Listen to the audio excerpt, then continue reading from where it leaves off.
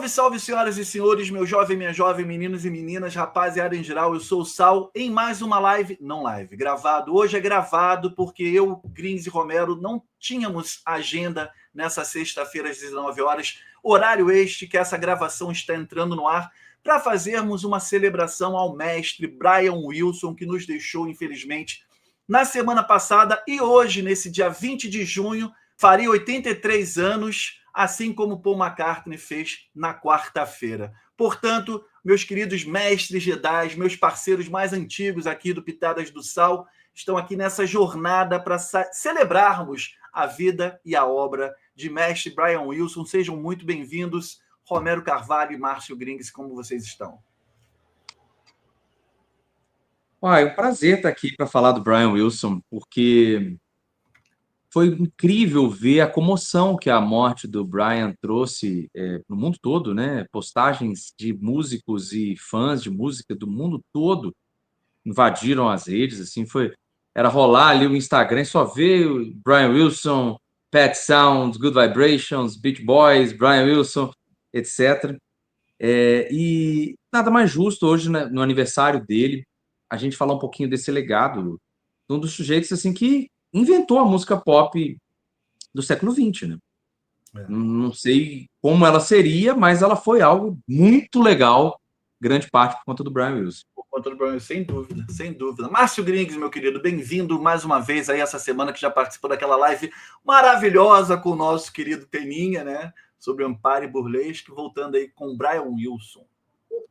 Não, nada mais justo, né? Prazer estar aqui com vocês, mas realmente essa notícia da morte do Brian foi uma coisa que eu tive a mesma sensação do Romero. Parece que se eu rolasse na minha timeline, como de alguma forma nós aqui somos pessoas que acompanhamos mais os canais de música, aquela coisa toda, os amigos todos têm essas mesmas similaridades, parecia uma espécie de Sansara, assim, né? Voltava sempre o Brian Wilson, Brian Wilson, Brian Wilson. E eu me lembro que a minha postagem, quando eu fiquei sabendo no meio da tarde, obviamente que eu fiquei muito triste, porque eu acompanho Beach Boys desde o meu início, como garoto ouvindo música, e eu sempre disse uma coisa, eu me lembro que eu polemizava com os meus amigos fãs de Beatles, né, que foi o que eu coloquei na legenda da minha postagem lá. O meu Sgt. Pepper's sempre foi o Pet Sounds.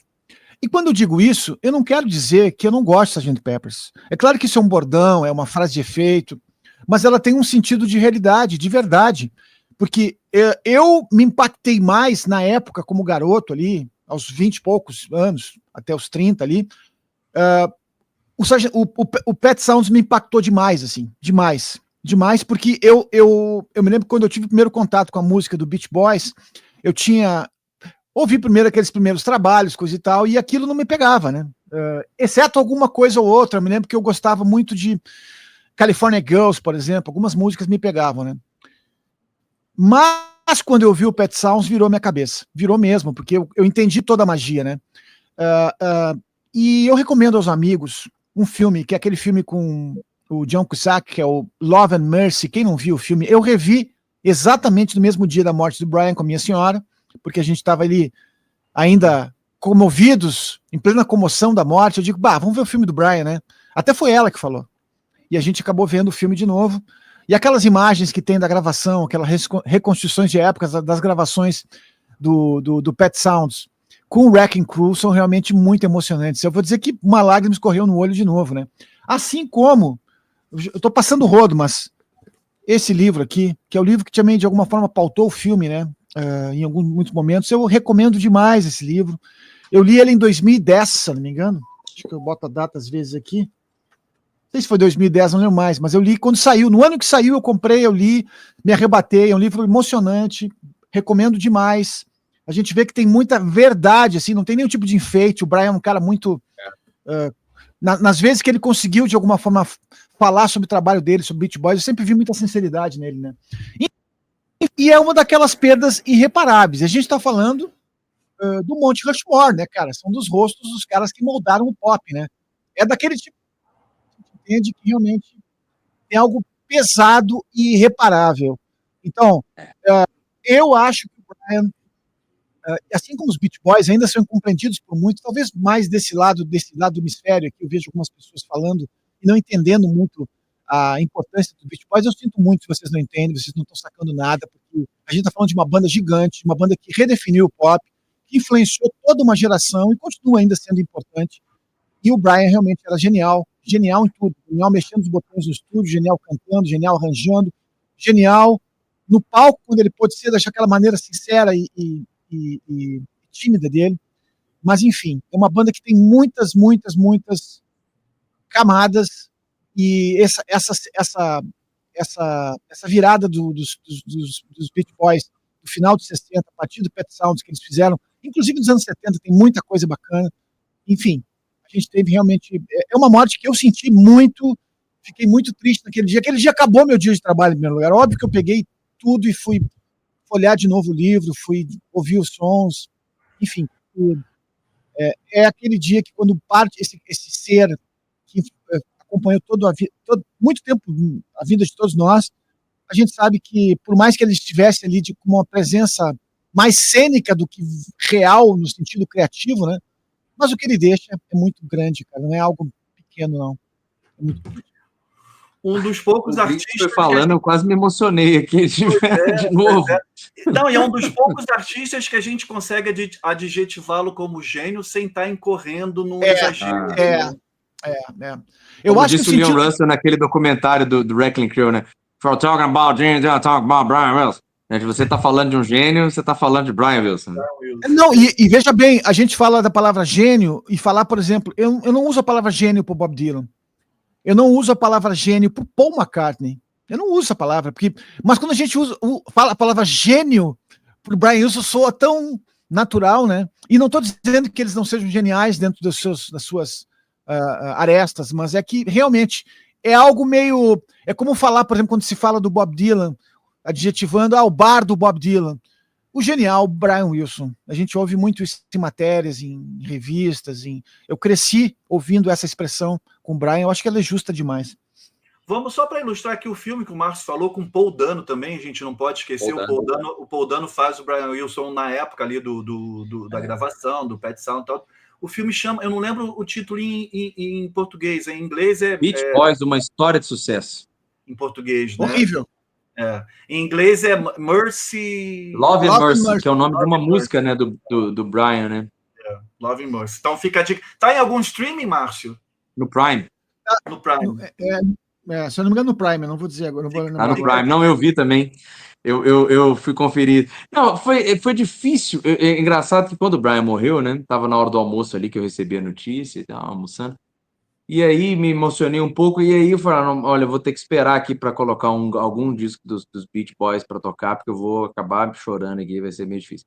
Aí no dia seguinte fui levar as crianças na escola, falei, tá, eu vou colocar o Pet Sounds aqui no carro, né? Aí começa o Wouldn't It Be Nice, eu já fico emocionado, logicamente, mas quando eu toco Don't Talk, Put Your Hands By My Shoulder, aí eu já tava chorando pra cacete. E tem um trecho nessa canção, Sal, acabando com o roteiro, né? Estragando o roteiro. Como estragar o roteiro já em 5 minutos de live? Como o Peninha ninguém consegue.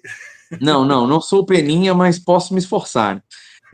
Aí, nessa música, que é uma música, assim, uma das músicas mais tristes e intensas da música pop, né? Quando ele começa aquela... Put your hand by my shoulder. E aí tem uma hora que ele fala para a pessoa encostar nele e escutar o seu batimento cardíaco. And listen to my heartbeat. Aquele falsete maravilhoso do bairro. Mas tem uma hora que ele implora, né? Que é... Listen. E aí, ou seja, você vai ouvir o batimento cardíaco do Brian, finalmente. Aí entram as cordas, entra uma orquestra. Esse é o batimento cardíaco do Brian. É a música, né? É aquele momento aí entra a orquestra com as cordas assim serpenteando, uma coisa espetacular. Aí eu já tava chorando assim, caindo lágrimas pela manhã. Aí quando chegou no Sloop John B, em tese, não era nem para chorar em Sloop John B, é uma das músicas mais good vibes do disco, né? E grande parte até cantada pelo Mike. Mas aí, cara, quando vem aquela coisa, eu vi o Sloop John B como a própria jornada do Brian nesse mundo, né? This is the worst trip I ever been gone. Essa é a pior viagem que eu já tive na minha vida, né?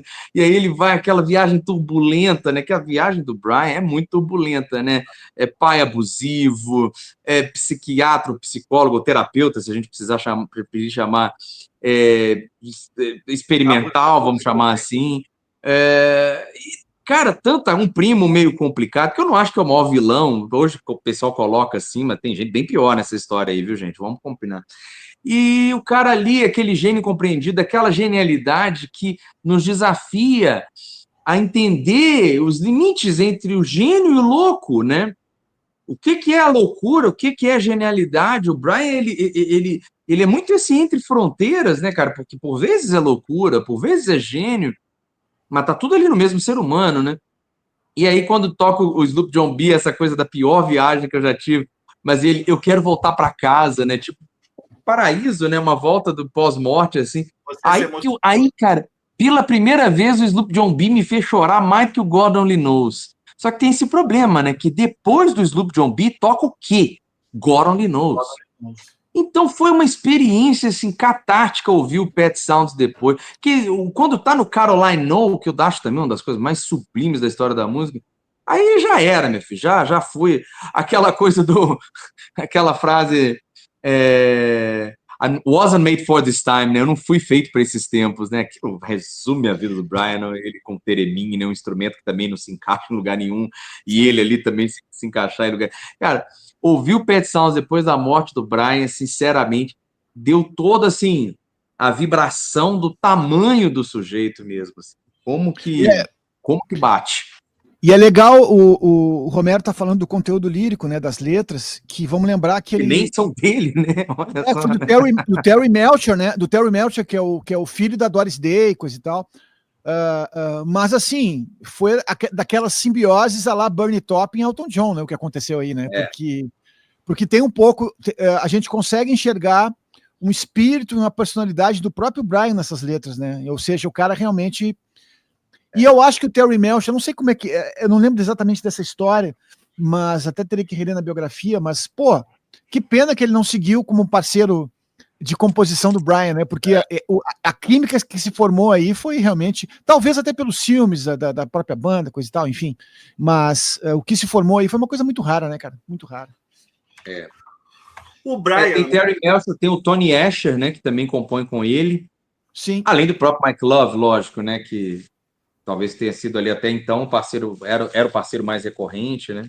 Quando o Brian quis falar de além de mulheres, carros, escola e praia, teve necessidade de vir outras pessoas.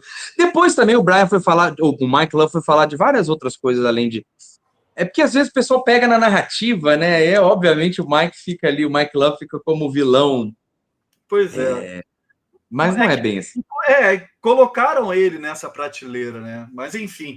Aliás, um dos textos mais lindos de despedidas do Brian Wilson, até mandei pro Grinks, é o texto do Mike Love no Instagram dele. Lindíssimo, poético, emocionante o texto do Mike Love. Aí o Romero me manda isso, né? E depois me manda uma foto do Mike Love com o Trump do lado. Com o Trump, aí foi foda. Tipo, não se apaixona pelo Mike Love, não, rapaz. Primeiro ele disse assim pra mim, olha como o Mike Love é uma figura amável. Eu digo, pô, que legal, pô, Mike Love, que baita texto. Depois ele me manda uma foto com o Trump. Pô. Primeiro ele beijou o boné da maga.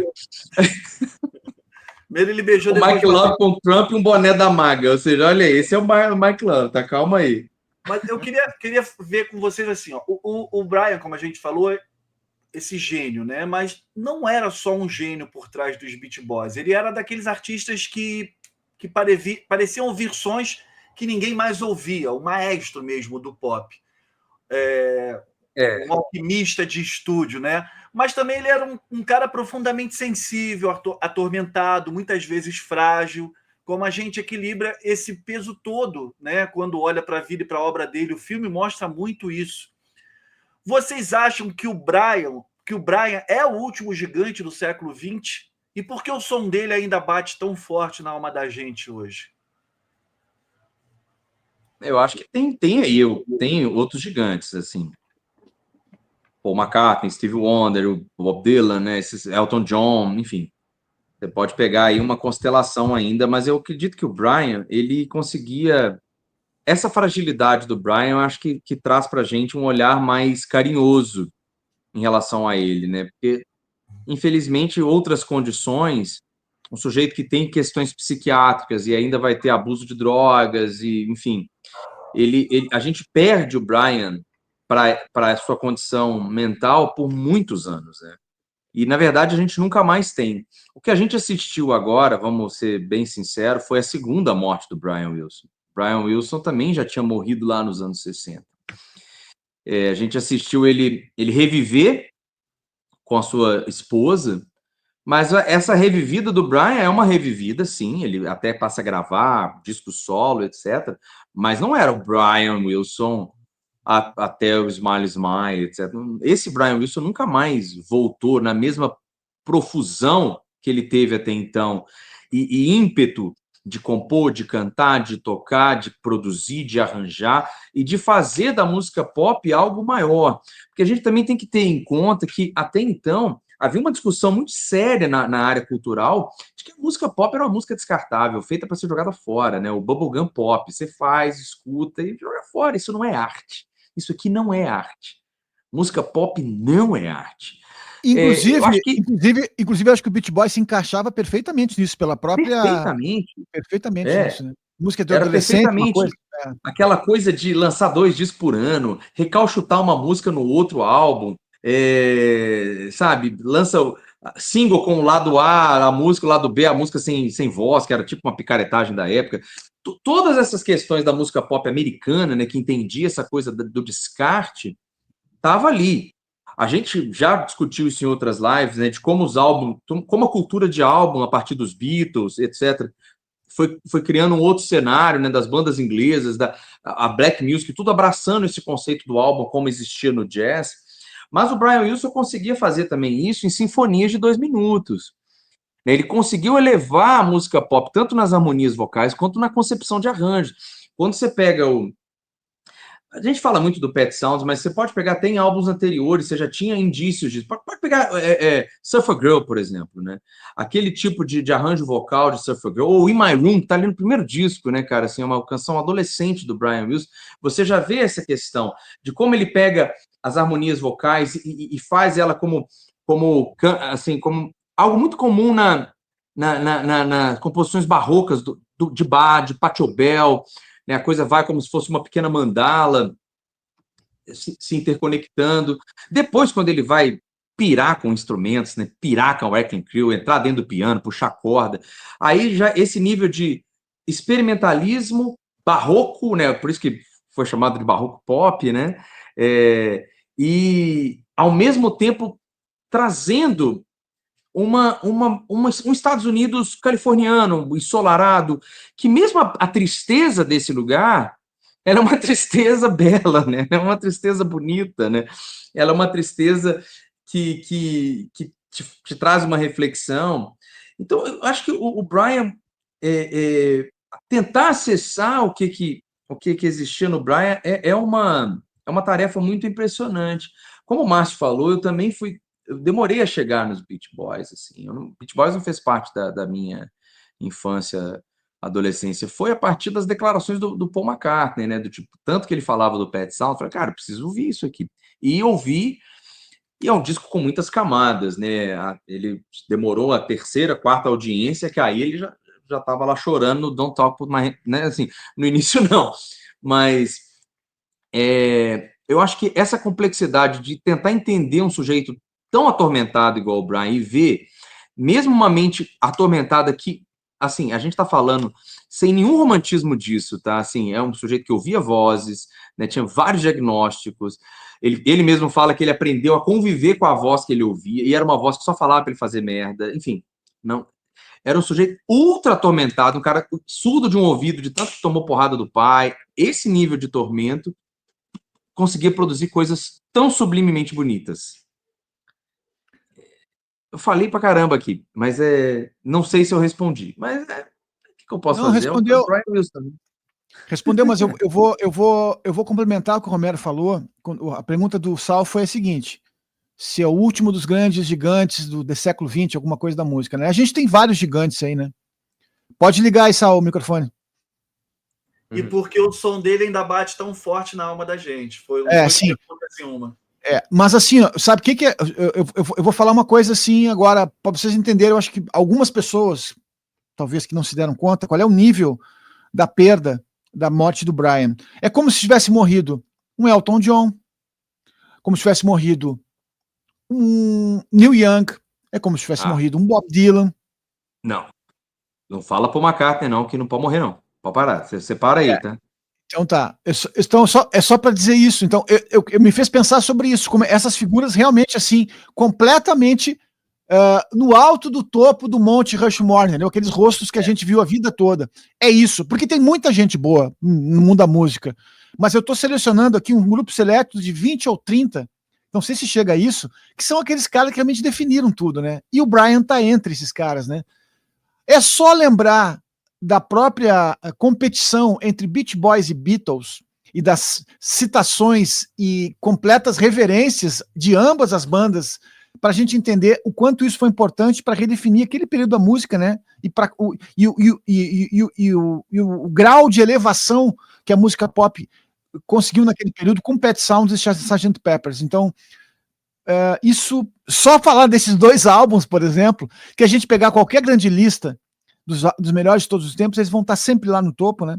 Então a gente entende que a gente está falando realmente uma coisa de um nível altíssimo, né, cara? Altíssimo mesmo.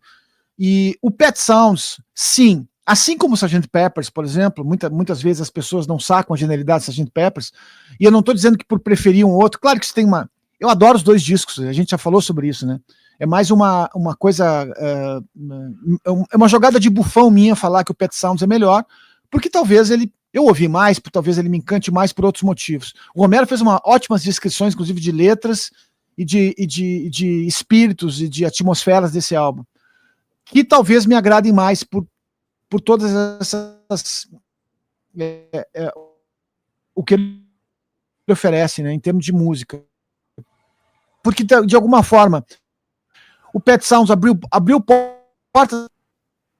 Trancou, né? Trancou um pouquinho. O Pet Sounds abriu portas.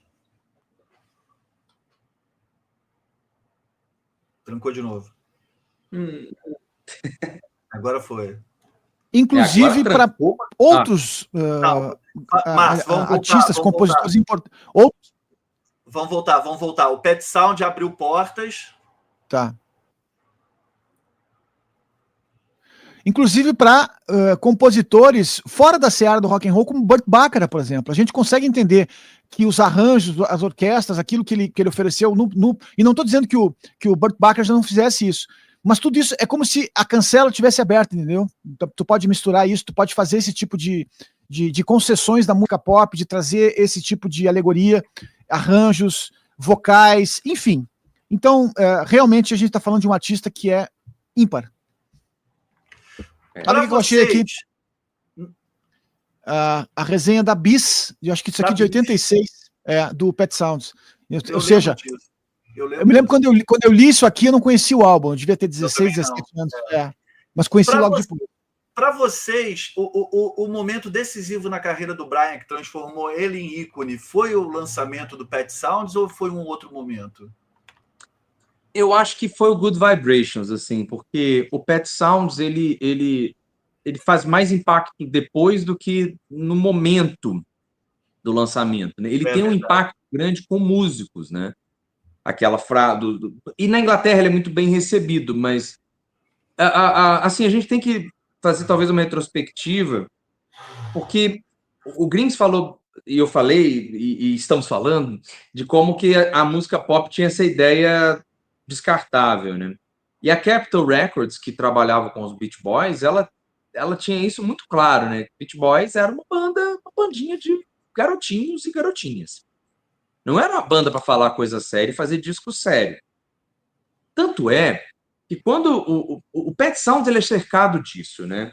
Eu trouxe todos os discos do Beach Boys aqui para cima, tá? Vou ter que dar um jeito de usar isso em algum momento, porque é muito disco, tem uma trabalheira do caralho. Pet Sounds... Depois eu vou te fazer um pedido, então, já que tu tá com todos eles ali, eu quero que você vai aproveitar e vai citar uma faixa de cada álbum para a galera falar.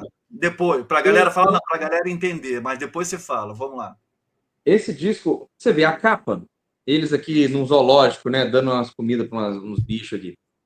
Não tem nada a ver com o conteúdo do disco. Nada. Mas isso aqui já mostrava um certo descaso da gravadora, que tipo, Pet Sound chama o disco.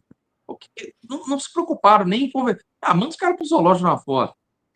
E nesse mesmo ano do Pet Sound, a própria Capitol boicotou o disco.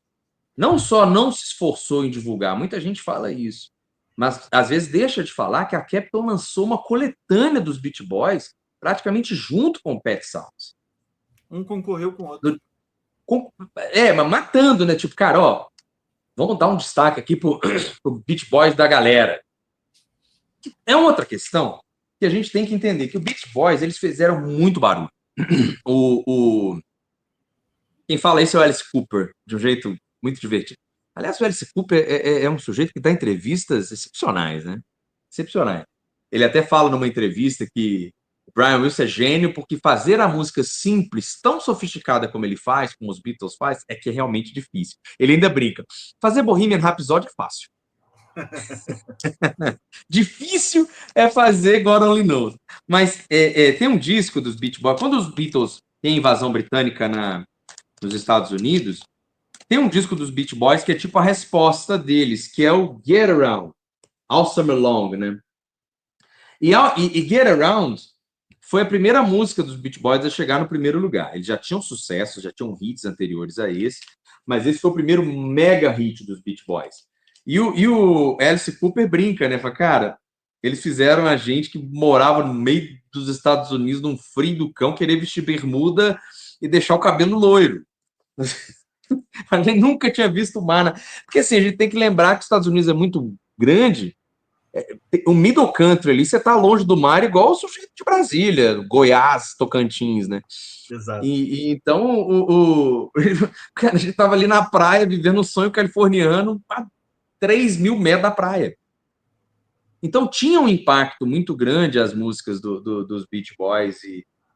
Só que a gravadora queria deixá-los congelados lá, né? Falando de praia e tal. Então, Pet Sounds ele foi boicotado. Mas, ao mesmo tempo, o Good Vibrations não só fez um sucesso estrondoso, como se conectava completamente com o espírito daquele momento, né? Da Technicolor. A música é colorida, né? Já começa falando disso, né? Eu gosto das roupas super coloridas que você veste, né? E como o sol bate. Então era uma coisa hippie já, uma coisa bem da juventude daquele momento, né? E ali e aquela sinfonia, né? Aquela mini sinfonia pop que elevou eles para outro patamar. Uma pena não ter entrado no Pet Sounds, né? Já pensou se tivesse entrado? Nossa, seria impressionante. Mas ela tá no Smile, né? E no Smile, né? Apesar dela estar no Smile cortada, né? Ela tá reduzida. E mesmo a Good Vibrations, eu já vi o Brian Wilson falar que a gravadora não queria lançar, achou longa, achou que não tinha o espírito deles, fez ele cortar a música, enfim. Ainda assim, tentaram de todas as formas reduzir. Eu acho que esse tipo de expansão da música pop, ele tem esses agentes, né, iniciais ali, acho que de um lado do Atlântico e do outro lado do Atlântico. Eu vejo muita gente colocar... Sempre falei isso, cara. Sempre não, mas já tem uns 20 anos que eu falo isso, que quando a gente vai ficando velho, né, sempre é foda, né, porque já é muito tempo. Mas assim, que o pessoal compara muito Beatles e Rolling Stones, que mal falavam a mesma língua, né? Assim, eram estilos bastante distintos e origens bem distintas.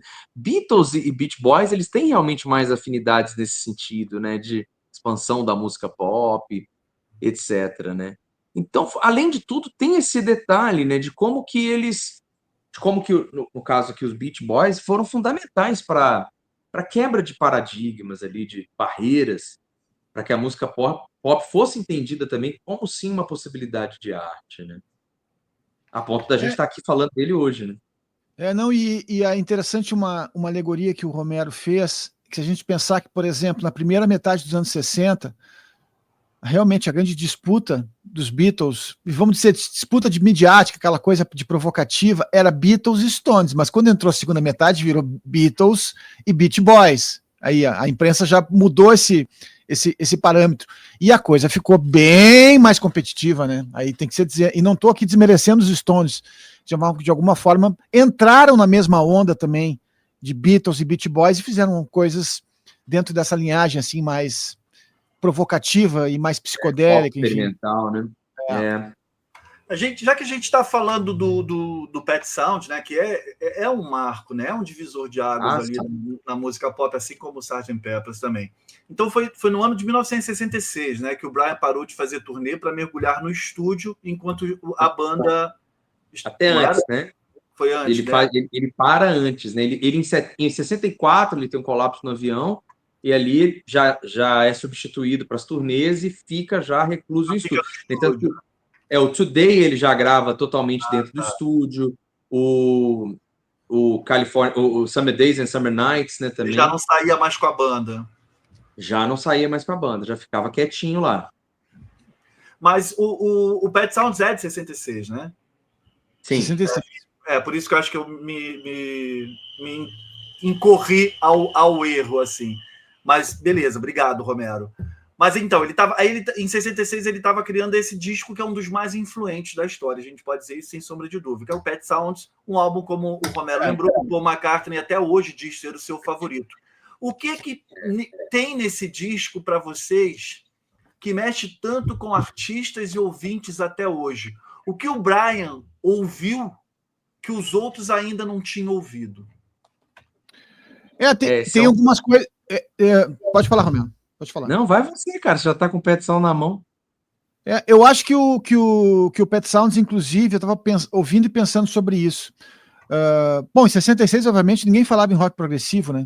Mas essas interligações que tem em alguns momentos, o próprio lance de ter sons de animais, o som de um cachorro acuando, tudo isso, de alguma forma, também aponta para outras coisas, né? E além das canções serem muito boas, e além de não existir uma linha temática entre elas, realmente não existe, mas se a gente ouvir, a sonoridade ela está interligada, os arranjos eles conversam com os outros, o fato de basicamente os Beach Boys terem gravado apenas vozes, né? Eu sei que o Dennis gravou bateria, mas tem o Wrecking Crew que fez toda a base também, que foi uma coisa que o Wrecking Crew fez muitas vamos dizer assim, suportes fantasmas nesse período, né? Até para Simon Garfunkel, e aí a gente vai falar de um monte de bandas, né? Mas o som desse disco, ele é um som muito peculiar, ele é muito... eu acho que ele... essa mítica criada em torno dele, realmente, e o não entendimento no ano de seu lançamento, para mim, não é algo assombroso. A gente sabe que muitos discos... A gente falou de uma live de um disco que o Romero adora, que é do primeiro do Velvet Underground, que aconteceu a mesma coisa, né? Que é um disco que foi celebrado... que é um disco que foi celebrado posteriormente, sempre citado, caído nas listas. O Pet Sounds, ele tá nessa mesma prateleira em termos de um disco que não foi entendido no seu tempo, né? Sim. E isso acontece muito com os gênios, os caras que viram a pá do tempo, que de alguma maneira estão na frente de todos, né? Na frente de todos do seu tempo. E o Brian tava. Então, assim, a tua pergunta ela é bem complexa, mas o que eu vou te dizer é que realmente esse disco faz jus a tudo isso que se diz, né? De um disco que bem produzido, um disco que tem canções grandes clássicos dos Beach Boys aqui que vão estar em qualquer coletânea. A gente tem pelo menos 2 ou 3 aqui que nunca vão faltar em uma boa coletânea dos Beach Boys. Mas além disso, não tem nenhum filler, tem canções completamente diferentes uma das outras também. E tem essa qualidade lírica que me agrada demais também. Parece que ele conversa contigo, ele te dá recados, né? Um disco que tem essa sabedoria musical e lírica. São joias da música pop, eu diria, lapidadas com o esmero do melhor ourives que poderia ter, cara. Esse álbum, assim, é impressionante nesse nível. Eu sempre brinco que é o meu segundo disco favorito, né? Depois do Abbey Road.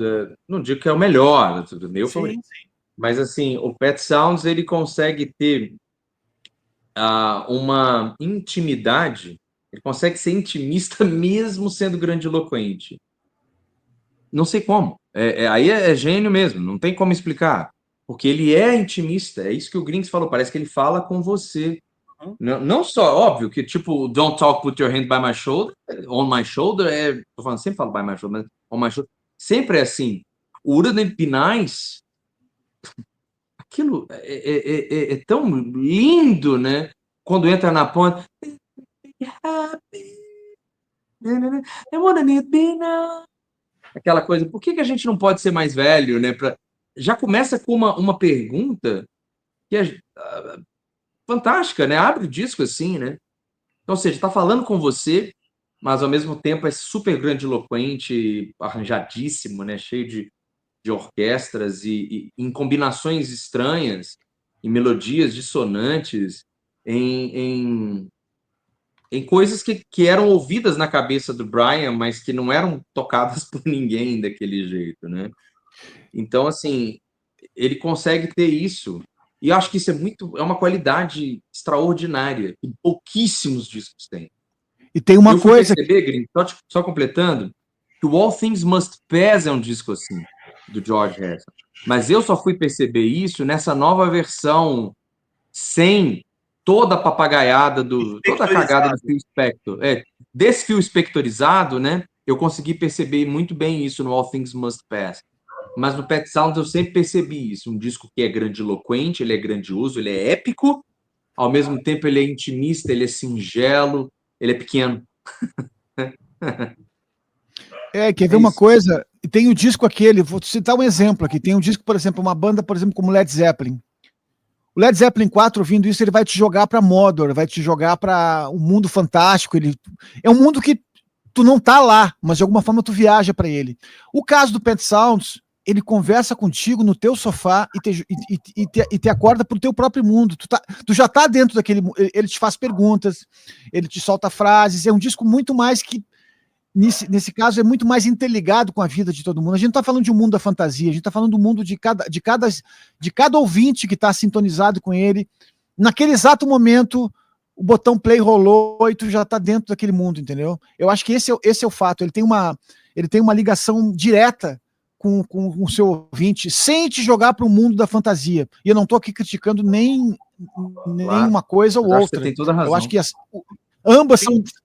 ambas são legais. Mas essa conexão direta que ele faz com o ouvinte, no momento que o Romero falou, ele já começa fazendo uma pergunta, né? Já começa te perguntando. E é isso que talvez ele torna ele realmente mágico e tão duradouro, né? O Romero lembrou ali, né, que 64 que ele teve o surto e tudo. E muito se propaga dentro da internet o lance, né? Ele teve inveja dos Beatles, os Beatles lançaram não sei o quê, daí ele foi e lançou o Pet Sounds e tal. Ele criou, talvez, a gente não pode afirmar, né, uma grande expectativa para o Pet Sound, que fez um sucesso muito bem lembrado com o Romero, não sei se com o Romero ou com o Griggs, aqui pela crítica, entre os músicos, na Europa, mas com o público nos Estados Unidos, não. Mas isso tem muito a ver com a expectativa do público dos Estados Unidos, que esperava o mesmo sempre, né?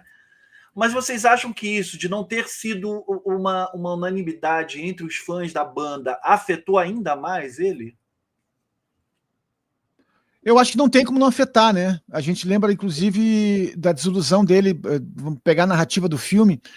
Eu lembro também disso no livro que eu li. É claro que isso mexe, né? Porque é como se ninguém entendesse... Tem que acender a luz. É como se ninguém entendesse aquilo que para ele é tão claro, né, cara? Que aquela era a música que ele queria fazer, né? E eu acho que isso não tem como ser frustrante, né, Sal? Porque ninguém quer ser reconhecido pós-mortem, né? Tu quer ser reconhecido em vida, tu quer celebrar o que tu tá fazendo. Em vida. Esse é o grande barato, né, cara? E eu acho que deve ter sido muito duro isso pro Brian, assim, como realmente a gente sabe que foi, né? Porque ele não precisava provar nada para ninguém o que ele ouvia, a forma como ele via a música, mas parece que ninguém mais entendia isso, né? E a gente está falando também de outra coisa. Eu lembro que no papo lá com o Peninha, a gente falou do lance do Empire Burlesque, anos 80, era um outro contexto, era um outro artista, outro tipo de... E óbvio que eu estou falando de um disco muito menor do que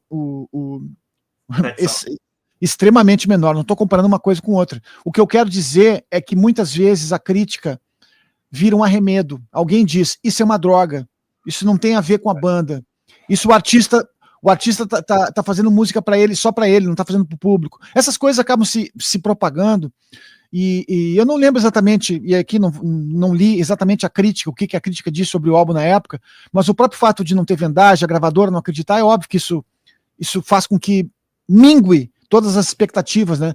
Porque hoje é muito fácil, é um lugar comum. Tu não vai ver nenhum maluco falando mal do Pet Sounds, né? Ninguém vai falar mal do Pet Sounds. Não tem como falar mal. Se alguém falar mal do Pet Sounds hoje, interna, né? Tu pode até dizer assim, eu não gosto dos Beach Boys, o Pet Sounds não fala pro meu coração, que eu sinto muito, mas ninguém vai dizer que esse álbum é um álbum desprezível, né? Não tem como falar isso. Infelizmente. Tem que ouvir até ser.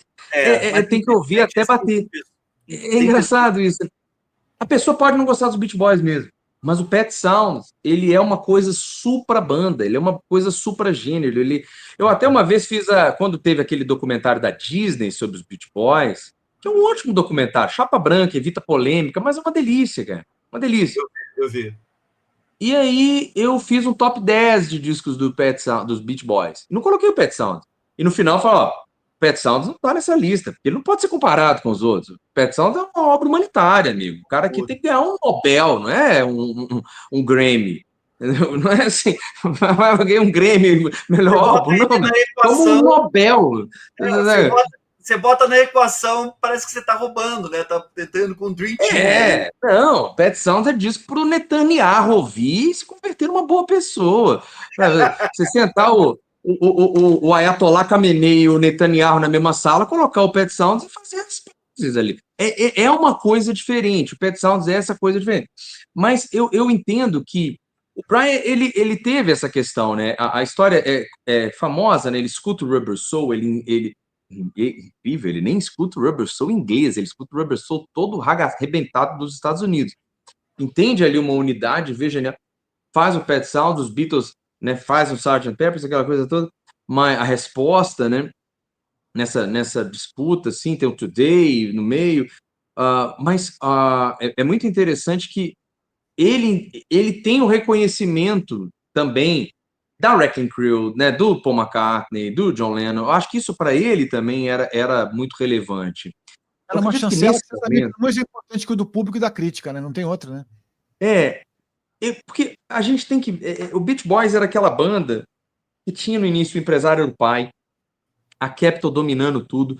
Então era aquela banda realmente que o Brian vai libertando ela das amarras ali do sistema fonográfico, do mercado fonográfico ali, porque diferente de outras bandas que surgem, sobretudo a partir de 67, até que vinham surgindo ali 65 para frente, Turtles, Birds, Loving Spoonful, etc. Essas bandas elas já surgiam já um pouco mais livres para experimentar. Os Beach Boys, parece que a Capitol tinha uma visão muito clara de para quem que ela queria direcionar, qual faixa etária que ela queria atingir, né? E que para essa faixa etária, você tem que falar de escola, carro, surf, não dá para... E o Brian se recusou a ser essa banda congelada. Só que é tão complexo isso que você vê, o que acontece nesse momento? Quando a gravadora empaca nos Estados Unidos o Pet Sounds, os Beach Boys lançam discos excelentes ali logo depois do Pet Sounds até o final dos anos 70, que passam assim, despercebidos nos Estados Unidos, eles se desconectam completamente da juventude ali daquela época, talvez se tivessem tocado em Monte Rave, mas se desconectam completamente dali. Parece que era uma banda de um outro tempo, dos anos 50. Inclusive, nos anos 70, para sobreviver... Inclusive, visualmente, eles ficam numa jogada mais riponga, eles entram no espírito dos anos 60, né? A banda muda completamente. A foto mas muda. Mesmo assim não conseguem, né? Fazer com que fossem acolhidos, porque a propaganda era tanto de que eles eram uma banda, né, ali infantil dos anos 60, do início dos anos 60, que eles não conseguem virar essa chave nos Estados Unidos. Vão na Inglaterra, sim, são bem recebidos, fazem vários shows na Europa, mas no grande mercado, que é o americano, não. E nos anos 70, para sobreviver, os Beach Boys lançam vários discos, mas nenhum dá nada. Bons discos também, que não dão em nada. As coletâneas dos Beach Boys se tornam fenômenos de venda na Capitol. essa já depois, né? Mas tem essa Spirit of America e aquela Endless Summer, né? São as coletâneas desse período. E o Beach Boys, Brian totalmente recluso, enorme de gordo, deitado numa cama, sem sair. Nessa fase, os Beach Boys se tornam uma banda jukebox, né? Aquela banda que vai pro palco com as mesmas roupinhas, tocar todos os hits e vender coletânea. Ficou congelada nisso, né? Nunca conseguiram fazer essa virada. E por isso que eu falo que o Brian Wilson teve 2 mortes, né? Porque essa também é.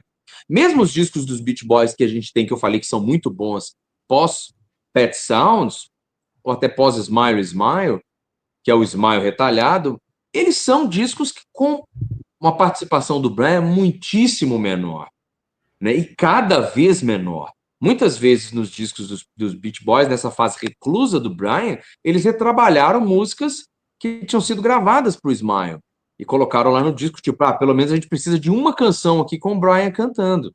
Mas o Brian não estava mais na banda, né? Eu quero entrar no Smile ali para a gente... Fala, Márcio. Não, eu queria só complementar para lembrar, porque a gente acaba esquecendo depois.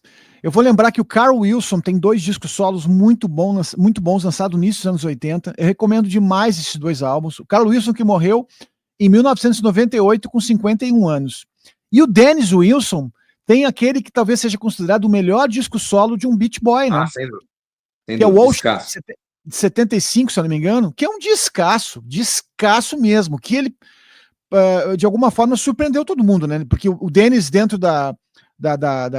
não que ele não compusesse, ele cantava também, mas ele mostrou um talento muito acima da média. Esse álbum é muito bom. Sensibilidade, né? Porque o que você não via do Dennis até então era tamanha confessionalidade nas canções. É um disco de um baterista que parece um disco de um cantor-compositor, assim, de altíssimo nível. Lembrando que o Dennis morreu em 83 com só 39 anos, né? Surfando. Ele era o único que surfava, inclusive. Eu queria falar do Smile, né? A gente já tocou aqui no assunto. Aí sim, o melhor disco dos Beach Boys. Depois do Pet Sounds não pode ser comparado. Pois é. Ele é uma obra ambiciosa também, né? Que nunca saiu como ele queria. Foi engavetada, virou lenda, só décadas depois que ele conseguiu revisitar esse material. O Smile é o grande e se da música pop? Qual a importância simbólica do Smile dentro da obra do Brian? Eu acho que você matou bem. Ele foi retalhado e virou esse ótimo disco doidão, né? O Smile Smile, que abre com uma das grandes composições do Brian Wilson de todos os tempos, que é Heroes and Villains, que é uma canção espetacular, absolutamente espetacular. Esse disco tem Good Vibrations, inclusive, com o Cal cantando. Mas aqui ele tá inteiro, né? Ele inteiro assim, com a capa integral, demorou realmente muito a sair, saiu só nos anos 2000. Esse aqui é de 2011, inclusive, essa edição. O Brian lançou antes, né? Escrito Brian Wilson apresenta Smile. E aí o Mike Love, que detinha o nome dos Beach Boys, epa, pera aí, amigo. Oi? Calma lá, vamos lançar. Isso aqui até rendeu. Novo disco dos Beach Boys. That's Why God... Não, como é que é o nome do disco? That's Why God Made Radio. Uma coisa assim. E fizeram turnê, Brian tocando, inclusive. Que é um disco legal. O do God Made the Radio, né? É legal, nostálgico, né? Aquela coisa já que apela mais para uma memória afetiva, né? Sim. Agora, eu acho esse aqui, sim, o melhor disco dos Beach Boys, que o Pet Sounds não pode estar na lista, eu sempre falar assim, porque o Ciro Papi, o nosso maluco do som, quando eu coloquei que já ia xingar lá, porra, você falou que você não colocou o Pet Sounds na lista, porra, qual é? Esse disco tem aqui a gravação completa de uma das canções mais lindas de toda a história do planeta Terra, que é Surf's Up, que sai no disco Surf's Up, mas era original dessas sessões. Ela fecha também esse disco. Isso aqui é maravilhoso. Isso aqui esse disco aí, ele é o produzido dos anos 60 ou ele tem overdubs posteriores? Não tem. Ele tem trabalhos assim de remixagem, tem muita coisa, inclusive, inacabada, né? Vinhetas, né? Mas assim, eu não sei se não sei se isso aqui era possível de acabar também, não. Ele estava tão surtado nessa época, né? tão na mania, né? Colocando o povo de chapéu de bombeiro Enfim, a coisa estava passando muito do limite, né? Mas tem momentos ali que é de profunda conexão mística, inclusive, a canção dele. É bem arrebatador o disco, assim. Mas é um disco que dá um trabalho de ouvir. Até pelo tamanho, não é um disco audacioso, mas que cumpre a audácia. Assim. Quem poderia entrega. estar aqui junto nessa live e que assistiu o show do Brian Wilson em Londres, essa turnê, quando esse disco saiu, coisa e tal, que o Brian fez um show solos, né?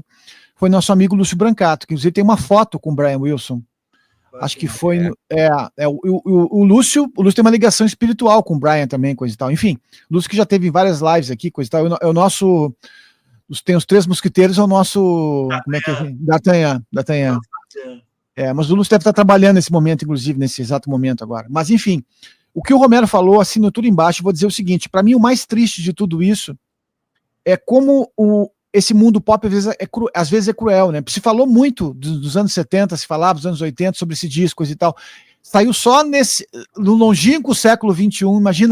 Imagina a dor do Brian em conviver com isso. Não sei como é que ele levou isso na. Mas enfim, a gente teve drops desse disco em outros discos, coisa e tal. O Romero citou uma música que eu adoro também, que é Heroes and Villains. A Surf's Up, que é outra que também batizou um outro álbum posterior. Ou seja, isso foi esquartejado, esse disco, e foi fracionado em outros trabalhos dos Beach Boys. O que é uma pena, né? Porque, na verdade, dentro da cabeça da lógica do mundo, se o Pet Sounds fosse aclamado, obviamente que esse disco viria depois como o próprio Brian queria, né? Mas não foi o que aconteceu, né? Então... E vocês acham que o Smile revela algo sobre o estado emocional e mental do Brian na época? Eu acho que revela. Se o Pet Sounds é muito mais organizado ainda, né? A gente falou intimista, ali alguém procurando ser ouvido. O Smile já tem uma grande loucura. O Smile já pode ser quase considerado uma sinfonia daquele tempo, mas que também, tristemente, é todo o encerramento de uma era. Dali para frente nunca mais foi igual. E ali você tem um retrato, sim, de um sujeito que está sofrendo mentalmente, porque tem elementos como Good Vibrations, mas tem profundas confusões também que ele consegue expressar musicalmente ainda. Ele consegue colocar para fora. Mas talvez sem limite. Se você pensar em mania e depressão, muito na mania. O outro já um pouco mais para depressão, né? O Pet Sound. Mas ainda com certo equilíbrio. Esse muito na mania. Muito na mania. Entendi. Grings? Não, tá. Vou na vibe do Romero. Eu acho que como eu sempre digo, eu sempre vi com tristeza essa prorrogação desse disco, e eu acho que se deve muito ao próprio questão mercadológica mesmo, como eu já falei, né? E eu sempre lembro de quando eu comecei a adentrar a obra dos Beach Boys pós Pet Sounds, de eu vi essas na verdade, na época a gente não tinha tanta informação, várias lendas. Essa é do Smile, papapá, coisa. Essa era para estar dentro daquela composição do disco que estava na cabeça do Brian, que acabou não saindo. Enfim. Então, isso tudo, de alguma forma, foi. Que bom que a gente teve acesso antes ainda, mas. Inclusive, esse disco que o Romero tem aí, eu não tenho ele, gostaria muito de ter. Esse de 2011, né, que saiu. Acho que foi da mesma turnê quando eu ouvi, eu fiquei assombrado, cara. Eu gosto demais desse álbum. E acho que. E os Beach Boys, do meu ponto de vista, até eu lembro que quando o Romero fez esse top 10 dos álbuns ali, e realmente tem muita coisa boa, cara. É aí que tá o detalhe, né? A gente se prende muito dentro do contexto muitas pessoas que conhecem superficialmente daquela fase inicial, mas, pô, tem coisa boa naquela fase inicial, sim, mas tem muita coisa legal pós-Pet Sounds, inclusive o Today, que o Romero citou também, é outro ótimo álbum. Enfim, o grande lance é o seguinte, meus amigos, não dá para ficar na superfície, não dá para ficar só no G-Hits, entendeu? Tem que investigar a obra, e a obra, eu conheci de verdade a obra dos Beach Boys através de um grande amigo meu chamado Carlos Garcia. o Carlos, ele me emprestou uma caixa chamada Good Vibrations, era uma caixa com 5 CDs dos Beach Boys, com encarte gigantesco. Ele deixou na minha casa há muito tempo isso. Eu fiz 2 cassetes dessa caixa, e isso me levou durante muito tempo ouvindo Beach Boys, e ali que eu saquei realmente que o buraco da bala era mais embaixo, que tinha muita coisa bacana, tinha outtakes também, já trazia várias canções ali abortadas do projeto ali, do Smile. Eu recomendo demais, se alguém quiser ter uma imersão mais, vamos dizer assim, cronológica, gradual e enlouquecedora, a caixa Good Vibrations é uma baita dica, porque realmente é um disco assim, é um box que consegue mostrar todo esse potencial da discografia do Beach Boys. Boa. Entre o fim dos anos 60 e boa parte dos anos 70 e 80, o Brian passou por esse período pesado que a gente conhece, saúde mental abalada, afastamento da banda, internações, o problema lá com o terapeuta dele. Mas lá no fundo o cara continuava compondo, né? Criando, gravando coisas incríveis que a gente sabe que só mais tarde a gente começou a descobrir. Daí ele volta de forma tímida nos anos 80 ainda, depois com mais força nos anos 90 e 2000, inclusive lançou coisas muito bonitas já com a idade avançada, como o That Lucky Old Sun, o At My Piano. Como vocês veem esse período de ostracismo e retorno do Brian? Eu vou falar rapidamente, que eu sei que o Romero tem mais conhecimento de causa que eu. Eu já ouvi tudo isso, cara. Eu já tentei, inclusive, montar ali os álbuns solos do Brian. Eu ouvi sempre, agora, mais recentemente, pelo Spotify. Eu tinha um amigo meu que tinha um dos álbuns dele, que eu não recordo o nome agora. Mas, assim, o Romero já deu a letra antes. Essa genialidade do Brian, daquilo que ele fez nesse período, e talvez abalado por esses problemas psicológicos e do próprio ritmo da vida dele, ficou completamente diferente. Aqueles anos 70 que foram realmente um grande buraco nele, né, na parte criativa, nunca mais ele chegou lá. Ele tem ótimas canções, inclusive, mas assim, nada que chegue perto, próximo dessa genialidade que ele alcançou nessa virada nesse final dos anos 1960. O Romero pode dizer que eu estou errado aqui agora, dizer que tem um álbum X, Y, Z que são muito bons. Ouvi todos, e inclusive de alguma forma tentei até montar aqui, dentro da linguagem moderna, tentei montar uma playlist com as canções do Brian Alto Beach Boys, mas não consegui montar uma playlist consistente. Tem algumas canções bem legais, inclusive. Entendi. Não tem nada igual. Assim, não dá para procurar algo como ele fez nessa fase entre o Today e o Smile. Tem. Que era o Brian que tocou o céu, era o Brian que esticava a mão e cumprimentava os deuses. Assim, por isso que eu falo que esse Brian teve 2 mortes. Assim, a gente conviveu, lógico. E eu acho que é uma questão muito forte do Brian. Eu sei que tem muita gente que talvez até por gostar muito dele, vai tentar equiparar. Eu também não vejo como equiparar. Também já ouvi todos esses discos. E é isso. São discos com bons momentos. O Brian, ele continuava sendo muito bom arranjador. Tava tudo ali, né? Tem um disco muito legal, né? Que é do Leon Russell com o Elton John.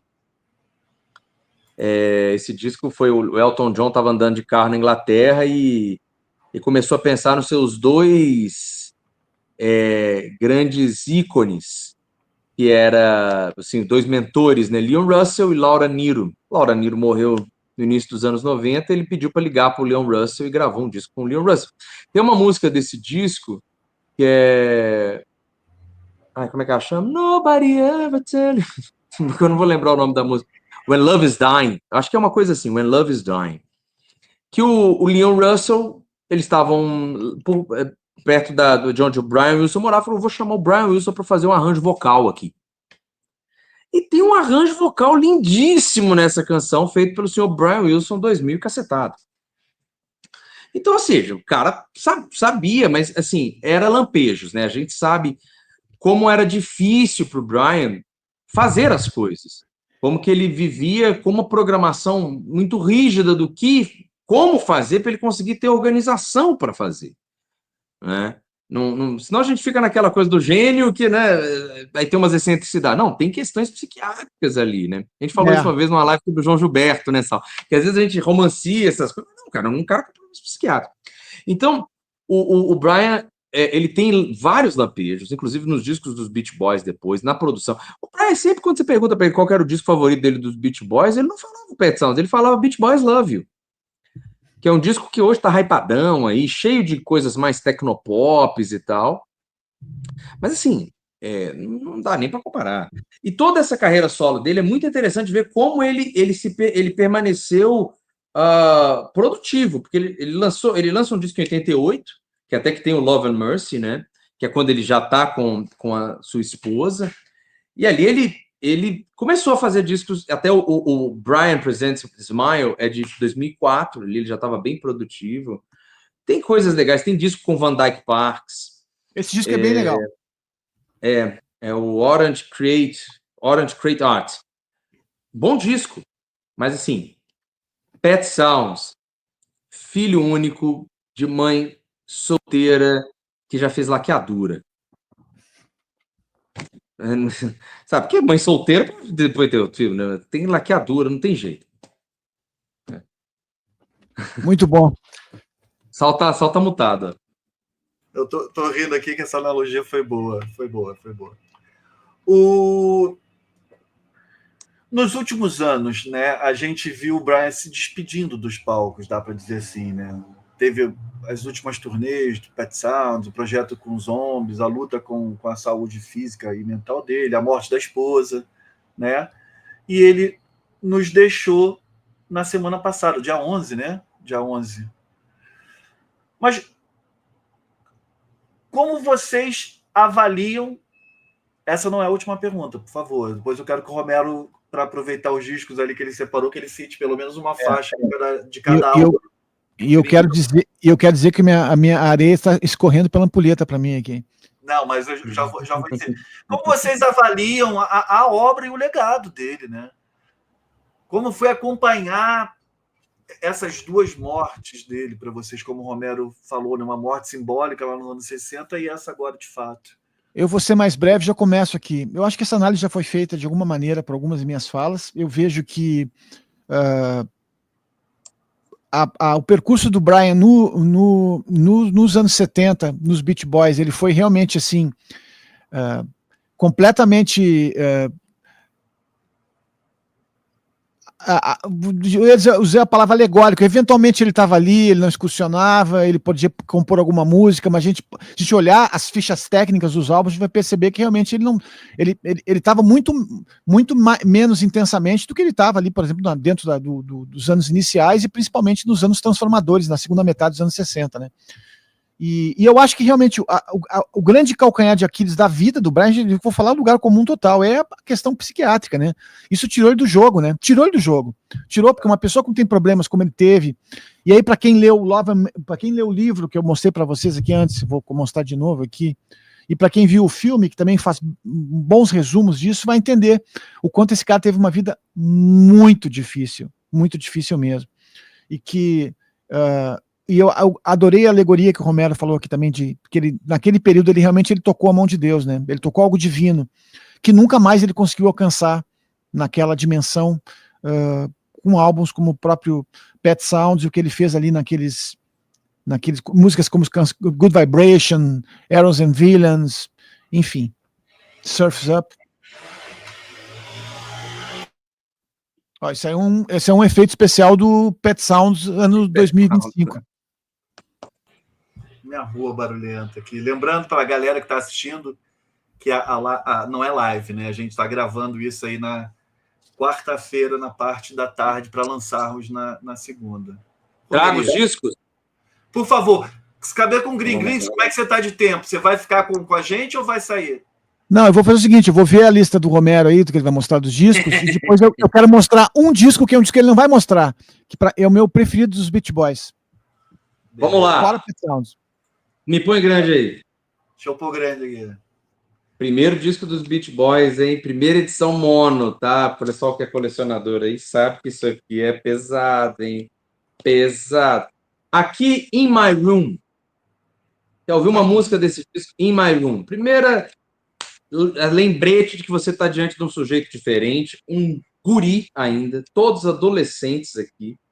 Aliás, alguns adolescentes, até adolescentes mais e fazem uma canção espetacular. Aqui tem Surfer Girl, mas eu queria indicar In My Room. Daqui, aqui, ó, esse aqui, o Surfer, o In My Room, o In My Room e o Surfer Girl, vai, eu não vou conseguir não indicar o Surfer Girl.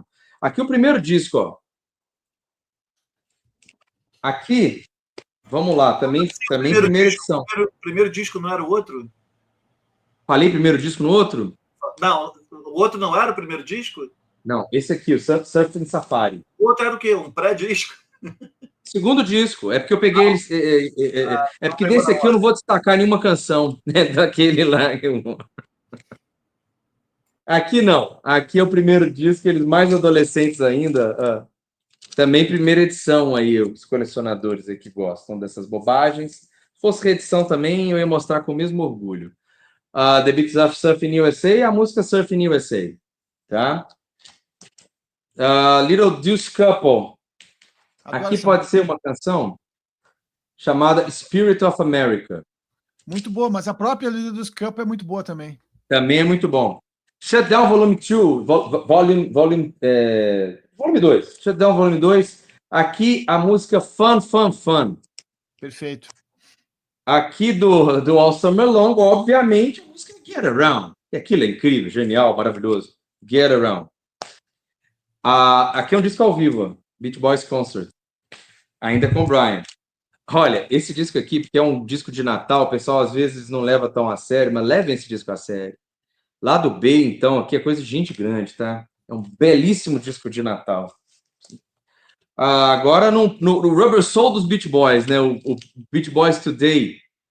Aqui, tem muita coisa aqui que é bem interessante. Tá? Por exemplo, com Please Let Me Wonder, que eu acho que é uma das coisas mais lindas que o Brian Wilson escreveu na vida dele.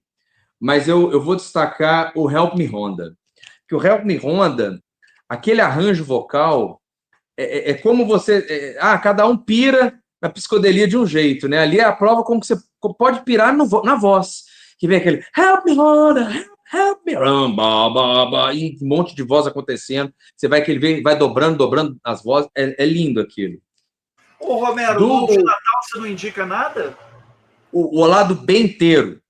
De Natal eu indico o lado B inteiro. O Beach Boys Today recebeu críticas da época, né? Porque não é mais tão voltado a carro, surf, etc. Então a gravadora falou, Brian, que coisa. Aí ele voltou. Então o disco seguinte, Summer Days and Summer Night. Mas o Brian estava tão fora da casinha já, você vê, ele nem está na capa. Ele sequer está nesse navio aqui. E aí na contracapa tem um textinho de cada um e o Brian falando assim, desculpe, eu perdi o barco no dia dessa foto. E aqui, desse disco, eu destaco a música que era a música favorita do Brian Wilson, que é California Girl. California Girls, né? Apesar de que o lado B... É uma das minhas 5 favoritas também. O lado B desse disco e o Beach Boys Today são os perfeitos pré-Pet Sounds. Ele estava dando muito indício do que ele estava fazendo, para onde ele iria. O Beach Boys Today, vocês sabem da história, né? Que esse disco é o primeiro disco acústico, né? Assim, da história. Os caras se reuniram, fizeram um disco tocando violão e cantando alguns clássicos, muita música dos Beatles e tal. Acústico, de uma forma bem despretensiosa. Fingiram que era uma festinha, tipo um luau. Aí tem uma série de overdubs de barulho de festa, de copo quebrando, de gente conversando. Recentemente lançaram esse disco, eu trouxe aqui também, que lançaram esse disco Naked, o Beach Boys Party Naked, que é esse aqui, que eles tiram todos esses efeitinhos chatos e deixam um disco acústico com a reputação aí de o primeiro disco acústico de uma banda de rock da história. E é um disco muito legal. Que ano é esse disco? Esse disco ele é lançado pouco antes do Pet Sounds. O que aconteceu? O Brian Wilson estava sendo pressionado pela gravadora que não estava lançando nada, né? Meu Deus do céu, quanto tempo esse homem precisa para fazer esse Pet Sounds? Então ele entra lá, pega os violões, faz esse disco aqui correndo para tipo, toma, deixa eu fazer o disco em paz, toma aí o produto que você quer. E de fato, cara, ele lança um disco todo felizinho, abrindo com Holy Ghoul, depois I Should Have No Better, Tell Me Why, num clima de festa, fazendo aqueles arranjos vocais. Mas aqui desse disco eu queria destacar uma música que o que o nosso querido lunático baterista do The Who amava, que é Barbara Ann. Barbara Ann tinha tudo para ser uma canção brega, mas não é por conta do arranjo do Brian Wilson. Logicamente, do Pet Sounds eu não vou indicar nada, né, gente? Pet Sounds é Pet Sounds. Do Smile, Smile, eu fico com Heroes and Villains, já que do Smile mesmo, eu posso ficar com Good Vibrations, que aqui está completa. No outro, ela sai cortada. Ela não sai completa como ela sai ali, não. Só agora dando uma acelerada. Cara, o White Honey é um disco bom. O ponto é que ele é simples em comparação com o que eles vinham fazendo, né? E aí ele ficou com uma reputação na época um pouco complexa, mas é um disco com muita coisa meio R&B, inclusive, que eu acho algo bem interessante. A própria White Honey é legal. Eu fico com a canção que abre o disco, White Honey, ou que abre o lado B, que é Darling, que eu também acho que são canções bem interessantes. White Honey é um bom disco. Se a pessoa der chance, vai ver isso. Aqui é um dos meus discos favoritos dos Beach Boys, que é Friends. Aqui tem coisa muito boa do Brian Wilson, cara. Muito, muito boa mesmo, como Be Here in the Morning, como Meant for You, como... Enfim, esse disco é muito bom, mas eu vou ficar com a música Friends, que eu acho muito bonita. Gosto da capa. A capa é muito legal. O 2020, que já não tem... I Can Hear Music, que é a minha música do álbum. I Can Hear Music é muito lindo, cara. Aquela coisa do... adicionar... Aqui, esse disco, por exemplo, o Brian não aparece na capa, o 2020. Ele vai aparecer aqui dentro, ó. Aí você vê que o cara não tá legal, né, Ana? Eles colocam ele na capa interna, porque ele não vai topar, né? Não topou entrar na galera ali. E também já não tá compondo tanto, tem muita música do Dennis, mas aqui eu fico com a música chamada Time to Get Alone, que é uma música do Brian. Mas, assim, esse disco, dessa fase, é o meu desfavorito. É o meu menos favorito. Mas não é um disco ruim, não. É um disco muito legal. Mas é porque o que vem na sequência, eu acho top 3 dos Beach Boys, que é o Sunflower. Esse disco eu acho excelente. E desse disco eu acho que tem coisas espetaculares do Brian Wilson, que, como, por exemplo, Add Some Music to Your Day, que é lindo, mas eu fico aqui com uma música muito bonita dele, que é This Whole World. Música só do Brian. Letra e música do Brian Wilson. Surf's Up, a música Surf's Up, né, que é uma das coisas mais geniais da história. O Calm and the Passions é um disco praticamente sem a presença do Brian Wilson, né? Aqui já tem o Rick Fatari, o Blonde Chaplin. Assim, o Brian Wilson está até acreditado como produtor, mas participa muito pouco, então eu vou pular esse disco. E aí eu vou chegar no último disco que eu quero destacar, que é o Holland, que também eu acho um dos meus favoritos dos Beach Boys. E aqui tem uma música linda do Brian Wilson, que é Sail On Sailor, que eu gosto muito também. Acho uma ótima música. Esse disco o Brian Wilson já produziu, voltou a produzir. Assim, é também jukebox, né? Jukebox. E aqui o favorito do Brian, o Beach Boys Love You. Eu gosto muito da capa até. De que ano esse? Hã?